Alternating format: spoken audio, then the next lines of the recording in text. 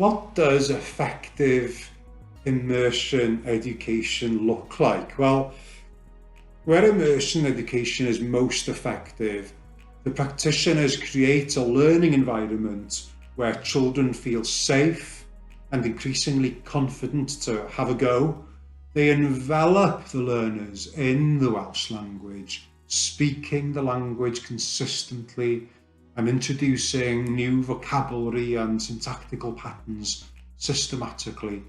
They place a clear emphasis on listening and speaking skills, then reading and writing in that order. And in the most effective cases, practitioners intonate, repeat and gesture regularly. I often feel that some of the best teachers would also make good actors.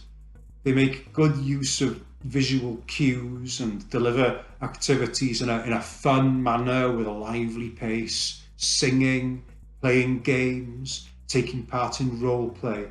They model language correctly themselves, and they provide plenty of opportunities for children to listen and to respond.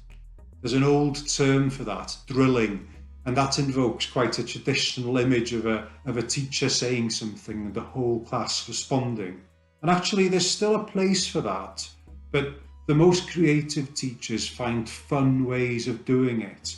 But drilling really is a form of providing children with opportunities to practice regularly and can be done in many ways. For example, we saw teachers who started off a session with a whole group, but then split into smaller groups to give children one-on-one opportunities to listen and respond, while perhaps their friends were practicing exactly the same sentence patterns and vocabulary, but while playing some kind of board game together independently.